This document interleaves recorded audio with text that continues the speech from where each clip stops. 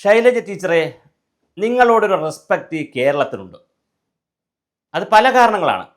നിങ്ങൾ P R work ചെയ്തതായാലും P R work ചെയ്താത്തതായാലും എന്തൊക്കെയായാലും നിപ്പ വന്നപ്പോൾ, കോവിഡ് വന്നപ്പോൾ നിങ്ങളായിരുന്നു ആരോഗ്യമന്ത്രി. അപ്പോൾ നിങ്ങൾ എല്ലായിടത്തും ഓടിയെത്തി. തീർച്ചയായിട്ടും നിപ്പ നടന്ന സമയത്ത് തിരുവനന്തപുരത്ത് ഉണ്ടായിരുന്ന നിങ്ങൾ കോഴിക്കോട്ടേക്ക് ഓടിയെത്തി. അങ്ങനെ നിങ്ങളൊരു സാന്ത്വന സ്പർശമാണെന്നുള്ള ഒരു ഫീൽ ഉണ്ടാക്കി. നിങ്ങൾ മുഖ്യമന്ത്രി ആയാലും കുഴപ്പമില്ലാത്ത രീതിയിലുള്ള വലിയ ഹൈപ്പ് ഉണ്ടായി. അങ്ങനെ നിങ്ങൾക്ക് അവാർഡൊക്കെ കിട്ടി. അങ്ങനെ നിങ്ങളോടൊരു അമ്മ ഭാവത്തിൽ മലയാളികൾക്ക് ഒരു റെസ്പെക്റ്റ് വന്നു. നിങ്ങൾ ഷാഫി പറമ്പിലിനോട് തോറ്റു, അത് വേറെ കഥ. അത് ജനങ്ങൾ തീരുമാനിക്കട്ടെ ആര് തോക്കണം വിജയിക്കണം. എന്തായാലും ശൈലജ ടീച്ചർ ഒരു പക്വതയുള്ള വനിതയാണ്. വല്ലാത്ത ബഹളമുണ്ടാക്കുന്ന സ്ത്രീ വനിതയല്ല. പക്ഷേ നിങ്ങൾ പറഞ്ഞതിലൊരു അബദ്ധമുണ്ട് ഇന്നലെ. ഞാൻ സദാനന്ദ മാസ്റ്ററിനെ വക്കാലത്ത് പിടിക്കുകയോ സദാനന്ദ മാസ്റ്ററുടെ ആളോ ഒന്നുമല്ല, ഞാൻ കണ്ടിട്ട് പോലുമില്ല അദ്ദേഹത്തിന്. പക്ഷേ 10-20-30 വർഷം മുമ്പ് സദാനന്ദൻ മാസ്റ്റർ എന്ന് പറയുന്ന അപ്പുറത്തെ പാർട്ടിയിൽപ്പെട്ട ഒരാളിനെ CPM-കാരായ 12 പേർ കൂടി ആക്രമിച്ചു. അതിൽ 4 പേരെ പുറത്ത് വിട്ടു, വെറുതെ വിട്ടു, 8 പേരെ ശിക്ഷിച്ചു. അപ്പോൾ ടീച്ചർ ആ ഫംഗ്ഷന് പോയി. ഫംഗ്ഷൻ എന്ന് പറഞ്ഞാൽ യാത്രയപ്പിന് പോയി. അതൊരു സ്റ്റേജ് കെട്ടിയ ഫംഗ്ഷൻ ആയിരുന്നില്ല. പക്ഷേ എങ്കിലും അവിടെ നിങ്ങളെല്ലാം ഒത്തുകൂടി, നിങ്ങളവിടെ സംസാരിച്ചു, ലാൽസലാം വിളിച്ചു. പിന്നെ വേറെ തമാശ എന്ന് പറഞ്ഞാൽ ഒരാഴ്ച മുമ്പാണ് നമ്മുടെ VS അച്യുതാനന്ദൻ മരിച്ചു പോയത്. അപ്പം കണ്ണേ കരളെ VS മുമ്പിൽ നയിക്കണം, ഞങ്ങൾക്കിനിയും എന്നാൽ ഞങ്ങൾക്കുള്ളിൽ ഉണ്ട് VS, ഞങ്ങളുടെ VS മരിച്ചിട്ടില്ല എന്ന് പറഞ്ഞാൽ VSയെ നിങ്ങൾ മുന്നിൽ നിന്ന് നയിച്ചോളൂ, ഞങ്ങൾ ലക്ഷങ്ങൾ പിന്നിൽ നിന്നാണ്. അതുപോലത്തെ ഒരു മുദ്രാവാക്യം വിളി അവിടെ. അപ്പോൾ ടീച്ചർ പറയണ്ടേ അതൊന്നും വിളിക്കാൻ പാടില്ല എന്ന്. നിങ്ങൾ മുന്നിൽ നിന്ന് നയിച്ചോളൂ. ആര്? കോടതി ക്രിമിനൽ കുറ്റം ചെയ്തെന്ന് അല്ലെ കൊലപാതക കുറ്റം ചെയ്തെന്ന് വിധിക്കപ്പെട്ടവർ.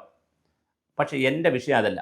നിങ്ങൾ മുദ്രാവാക്യം വിളിച്ചതോ നിങ്ങൾ കയറ്റി വിട്ടതോ നിങ്ങളല്ലെങ്കിൽ അവിടെ ഒത്തുകൂടിയത് അതൊന്നും ഒരു വിഷയമല്ല. അത് നിങ്ങളുടെ പാർട്ടിക്കാരുടെ പരിപാടിയാണ്. നിങ്ങളുടെ അതിൻ്റെ നൈതികതയും ശരിയും തെറ്റുമൊക്കെ നിങ്ങൾ കൈകാര്യം ചെയ്തോളൂ. പക്ഷേ എനിക്കറിയേണ്ടത് മറ്റൊരു വിഷയമുണ്ട്. ഒരു പൊതുസമൂഹത്തിന് താല്പര്യം മറ്റൊരു വിഷയമുണ്ട്. നിങ്ങൾ പറഞ്ഞു 80 വയസ്സുള്ള ഒരാളും അതോളം പ്രായമുള്ള സ്കൂൾ മാഷായിട്ടും പല ജോലിയിലൊക്കെ ഇരുന്ന ആളുകളാണ് ഇപ്പോൾ ജയിലിൽ പോയത്. 8 പേര് പോയിരിക്കുന്നത്. അവരുടെ കുടുംബത്തിലെ അംഗങ്ങൾക്ക് നല്ല ദുഃഖമുണ്ടാകും. സ്വാഭാവികമായിട്ട് അവരുടെ ഭാര്യമാർക്ക് മക്കൾമാർക്കെല്ലാം ദുഃഖം ഉണ്ടാവും. ഇനിയിപ്പം 6-7 വർഷം ജയിലിൽ കിടക്കണമെന്ന് പറയുമ്പോൾ നല്ല ദുഃഖം ഉണ്ടാവും. അപ്പം നിങ്ങൾ പറയുന്നു ഇവർ നിരപരാധികളാണ്. അതെ, വാദത്തിന് വേണ്ടി സമ്മതിക്കുന്നു. അപ്പോൾ ആരാ കൊന്നത്? പിണറായി വിജയൻ്റെ പോലീസാണല്ലോ ഇവിടെയുള്ളത്. അടിയന്തരമായി സുപ്രീം കോടതിയിൽ വാദം കേൾക്കാതെ അത് എടുത്ത് കളഞ്ഞതിന് പകരമായി കേരള സർക്കാരിൻ്റെ ആഭ്യന്തര വകുപ്പായ പിണറായി വിജയനോട് പറഞ്ഞിട്ട് സദാനന്ദൻ മാസ്റ്ററുടെ കാല് വെട്ടി എന്നുള്ളത് യാഥാർത്ഥ്യമാണല്ലോ.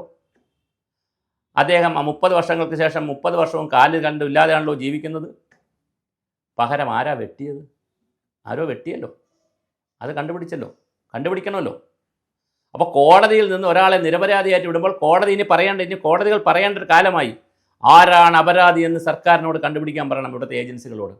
അല്ലെങ്കിൽ എന്താ സംഭവിക്കുക? കോടതിയുടെ ലൂപ്പ് ഹോളുകൾ കിട്ടി, അല്ലെങ്കിൽ നല്ല വക്കീലിനെ വെച്ച്, അല്ലെങ്കിൽ തെളിവുകൾ. കോടതിയിൽ സത്യമല്ല ജയിക്കുന്നത്. കോടതിയിൽ സത്യമേ അല്ല ജയിക്കുന്നത്. കോടതിയിൽ തെളിവുകളാണ് ജയിക്കുന്നത്. തെളിവുകളും അത് ഇൻ്റർപ്രറ്റ് ചെയ്യുന്ന രീതിയുമാണ് ജയിക്കുന്നത്. രണ്ടുമുണ്ട്. തെളിവ് വെറുതെ ഉണ്ടെന്ന് പറഞ്ഞിട്ട് കാര്യമില്ല. സമർത്ഥനായ ഒരു വക്കീലിൻ്റെ ഇൻ്റർപ്രിട്ടേഷനിലൂടെയും സമർത്ഥമായ തെളിവുകൾ പ്രൊഡ്യൂസ് ചെയ്യുന്നതിൻ്റെയും തെളിവിൻ്റെയും വക്കീലിൻ്റെയും അടിസ്ഥാനത്തിലാണ് കോടതിയിൽ ജയിക്കുന്നത് കേസുകൾ. സത്യം കോടതിയിൽ ജയിക്കാറില്ല. സത്യമേവ ജയതയെന്നൊക്കെ എഴുതി വെച്ചിട്ടുണ്ട് അവിടെ. പക്ഷേ സത്യം ജയിക്കാറില്ല. അപൂർവം കേസുകളിലെ സത്യം ജയിക്കാറുള്ളൂ. ജയിക്കുന്നത് തെളിവുകളും, സംസാരിക്കുന്നത് സത്യമല്ല, കോടതിയിൽ തെളിവുകളാണ്. ആ തെളിവുകൾ ഇപ്പോൾ മൊഴി മാറ്റി പറഞ്ഞാൽ കോടതി വെറുതെ വിടത്തില്ലേ? തെളിവില്ല എന്ന് പറഞ്ഞ്. തെളിവാണ് കോടതിക്ക് പ്രധാനം.